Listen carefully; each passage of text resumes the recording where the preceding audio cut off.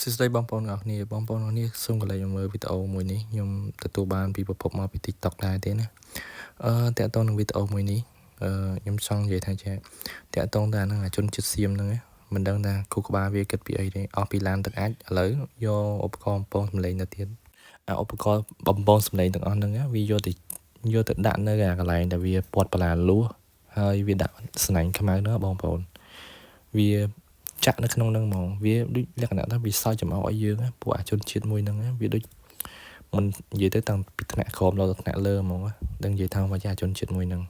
នេះជាវីដេអូមួយទៀតដែលបង្ហាញពីអាតបសៀមហ្នឹងវាមិនដឹងថាវាកើតខ្យល់អីទេវារំលោភបត់ជុំបាញ់ម្ដងហើយម្ដងទៀតមើលបងប្អូនមើលថាវាអង្គលម្ដងបន្តិចអានទៅខ្មែរយើងអត់ធ្វើអីវាអង្គលចូលម្ដងបន្តិចតែនេះបានប្រជាពលរដ្ឋយើងក្លាហានមានភាពអង់អាចតស៊ូជាមួយនឹងតបសៀមអស់ហ្នឹងបានតតាំងឲ្យពួកនឹងមិនពួកវារៀងដកថយទៅវិញប៉ុន្តែក៏មានការឆ្លោះប្រកែកគ្នាខ្លាំងដែរគឺមានការច្អល់គ្នាមានការរុញគ្នាអញ្ចឹងទៅជាធម្មតាយើងតបវាចូលមកដល់ទឹកដីយើងមកយកតែប្រជាពលរដ្ឋយើងមកអង្គលចូលដីយើងរឿងអីដែលយើងមិនតវ៉ាបើយើងនៅស្ងៀមមិនកើតបងប្អូនមែនទេអ្នកណាមិនឈឺចាប់នៅផ្ទះសុកគេដេញចេញពីផ្ទះហើយពួកអាសៀមអស់ហ្នឹងវាមិនដឹងថាចំនួនមិនទាន់ដោះស្រាយអស់ផងហើយវាអង្គលម្ដងបន្តិចមិនដឹងថាវាបានវាមានសិទ្ធអីបានមិនអង្គលចូលដីខ្មែរវាថាដីថៃដីរបស់វាដីរបស់សៀមបងប្អូនមើលតាមការគួរបងប្អូន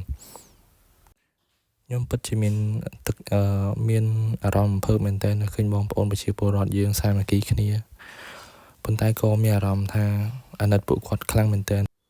ហើយក្នុងសង្គ្រាមមួយហ្នឹងបងប្អូនវាសបញ្ជាក់ថាជនជាតិមួយហ្នឹងវាគួរឲ្យស្អប់ខ្ពើមមែនតើហ្មងវាអត់យល់អ្វីជាតម្លៃនៃមនុស្សតម្លៃនៃ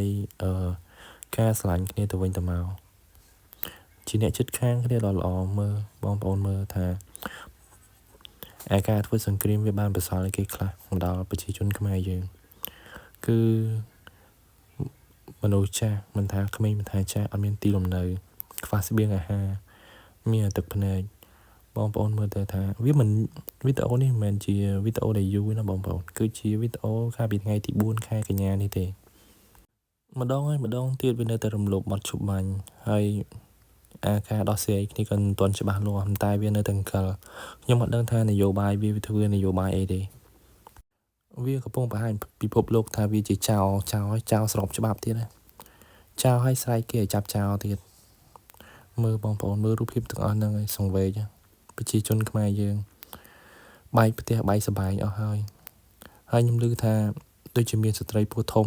ដែលរលូតកូននឹងមានច្រើនមែនតើស្ត្រីពោះធំដែលគាត់បានចាក់ចេញពីផ្ទះណាជាអតេះគោអតេះអីវាអាលាក់ទៅវារលូតកូនមានច្រើនមែនតើបងប្អូនគាត់ស្ដាប់ហើយខ្ញុំរន្ធត់មកបងប្អូនបើសិនជាខ្ញុំទទួលបានព័ត៌មានអីថ្មីទៀតខ្ញុំអាប់ដេតជូនបងប្អូនអរគុណបងប្អូនសូមជម្រាបលា